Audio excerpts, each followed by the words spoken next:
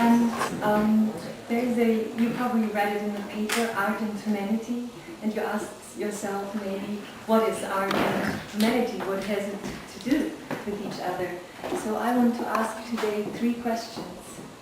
What is the relationship between art and humanity? What is the relationship between art and the development of ethical values? And what is the relationship between art and what it means to be a human being? Before we can begin to answer any of these questions, we have to ask ourselves what it means to be human. I immediately think about sincerity, empathy, openness, freedom, to grow and think, to act and doubt, and of course to grow and love as an individual in interaction with yourself and the environment. Is there anything somebody would like to add to that list? Passion? Passion? Somebody else? So I ask, what role does art plays in this process? Art has had in the last centuries many different functions. It described human lives in cave drawings, for example, or it was the visualization of religious ideas through illustrating the Bible story or through the construction and decoration of churches. Or it communicated power, wealth, prestige. But it was also misused by totalitarian regimes or people like the Third Reich. Art has also been used symbolically to strengthen resistance and mobilize support, like in the 1960s in the US, like the protest music, flower power, hippies against the Vietnam War. So we could spend an entire semester discussing these questions, but even that would not be enough time. So for today, I will dedicate myself to the impact art has and could have in our times regarding the development of human values. We normally develop values by watching our parents while we grow up, what the parents do, how they interact with the child. These are our first guidelines.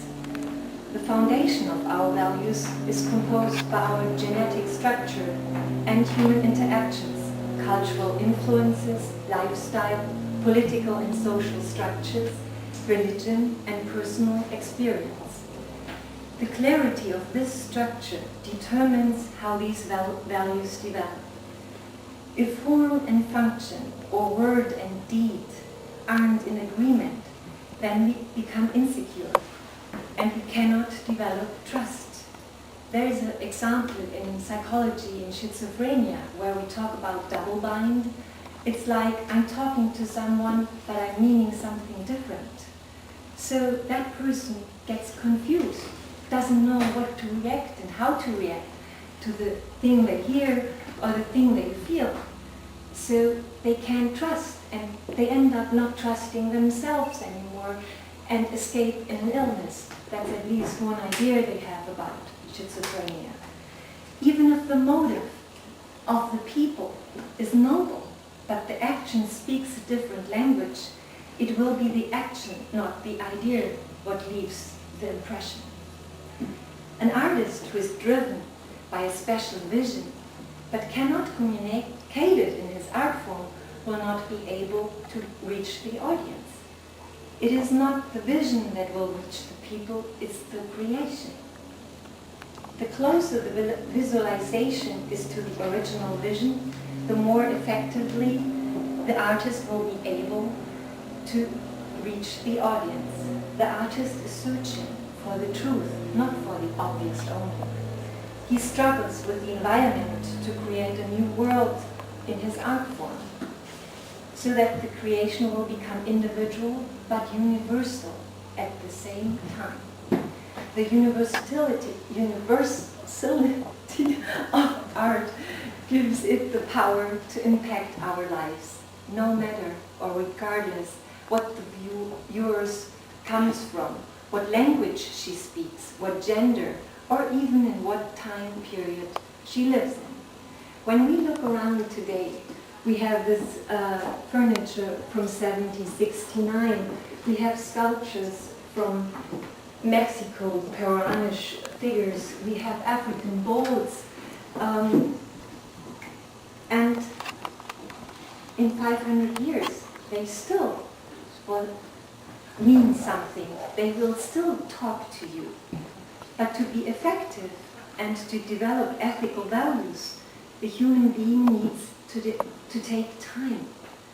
In our high-tech society, with BlackBerries, mobile phone, airplane rides, universal internet access, it becomes increasingly difficult to take a deep breath and pause to be able to reflect. Values need time. Values are the foundational pillars of society. They enable us to live together even in the smallest spaces. At this point, we have to ask where religion fits into this equation. In today's world, many religions must live together in single societies. To give each religion the space and freedom to thrive and each culture to coexist, we need a universal foundation. And this foundation must be based on fundamental human values. We surround ourselves, like I said, with all these things. We never ask questions about the political, religious, or moral beliefs of the artist or the creator. We never do that. It is universal, even if it's 500 years ago and they were having very weird ideas about life we will not agree on.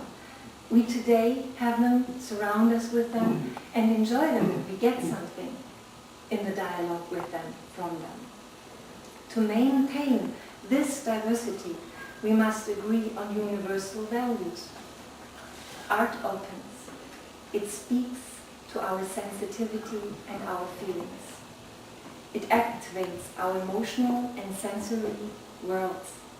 This is one of the biggest responsibilities of art in our times. That's at least my belief.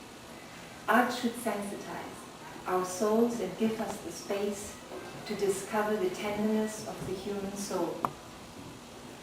In this sense, I wish all of you, and especially my mother, that we can enjoy her wonderful variety of art now and for many more times.